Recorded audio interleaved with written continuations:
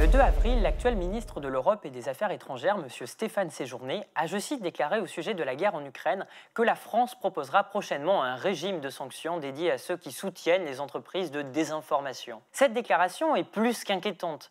M. Séjourné entend-il par là sanctionner ceux qui ne s'aligneraient pas sur la ligne de son gouvernement en refusant de déclarer que, par exemple, la guerre c'est la paix et à contrario défendre qu'on ne fait pas la paix en faisant la guerre. Ce qui est certain, c'est que le régime actuel n'a de cesse de prendre violemment pour cible nos libertés fondamentales et particulièrement la liberté d'informer. Dès le premier quinquennat Macron, nombre de journalistes et particulièrement de journalistes reporters d'images ont été par exemple pris pour cible dans le cadre de leur travail, notamment lors de la couverture des différentes mobilisations sociales. Nombre d'entre eux ont été amendés, détenus en garde à vue, menacés, parfois même blessés gravement. Nous en savons quelque chose ici à QG, car tous les journalistes reporters d'images de notre média ont successivement vécu ces violences, ces intimidations et cette répression depuis 2019. Pour illustrer cette mise à mal de la liberté d'informer en France, les exemples ne manquent pas. Prenons celui de la journaliste travaillant pour la rédaction de France 3, Occitanie, qui a été projetée au sol par des gendarmes ce dimanche 24 mars, alors qu'elle réalisait un reportage sur la mobilisation des opposants au projet d'autoroute A69. Vous constatez qu'il ne s'agit pas là de simples dérives, mais bel et bien d'une politique délibérée de répression de celles et ceux qui documentent les violences d'un pouvoir qui ne tient plus que par la terreur et la propagande. Ces attaques à la liberté d'informer prennent toutefois d'autres formes. Faisons par exemple le récit de ce qui est arrivé à la journaliste d'investigation Ariane Lavrieux suite à sa participation à une enquête collective pour France 2 et Disclose au sujet de la face sombre de la coopération franco-égyptienne.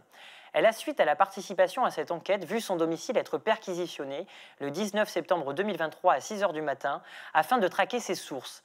Puis elle a été conduite en garde à vue pendant une quarantaine d'heures en étant entre autres accusée de compromission d'un secret de défense nationale. Elle a ensuite, le 25 septembre, été convoquée au tribunal de grande instance de Paris devant la juge de la liberté et de la détention qui a validé les saisies opérées à son domicile de ses outils de travail et donc de ses sources. Le secret des sources n'étant pas si fondamental que cela en Macronie. Enfin, il y a un autre levier de répression et de restriction pesant sur la liberté d'informer qui sévit actuellement en France. C'est bien sûr la mainmise des milliardaires sur les médias qui n'hésitent pas à intervenir de manière de plus en plus directe dans les rédactions afin d'orienter leur travail. L'actualité récente a été marquée par un exemple particulièrement éloquent en la matière, celui de la mise à pied d'Aurélien Viers, directeur de la rédaction du journal La Provence, le 22 mars, au lendemain d'une une sur la visite d'Emmanuel Macron à Marseille pour une opération antidrogue sur laquelle il était écrit « Il est parti, on est toujours là ».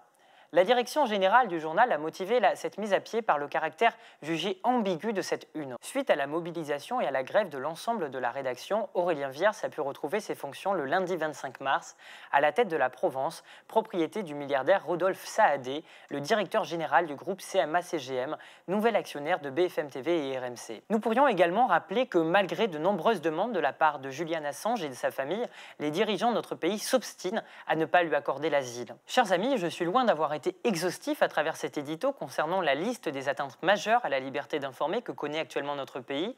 Néanmoins, j'espère que vous prenez la mesure de la gravité des attaques de ce pouvoir qui tente par de multiples moyens de bâillonner l'ensemble des canaux d'information à contre-courant de ses intérêts. Cela doit également nous permettre de prendre conscience de la nécessité absolue de soutenir les médias indépendants comme QG.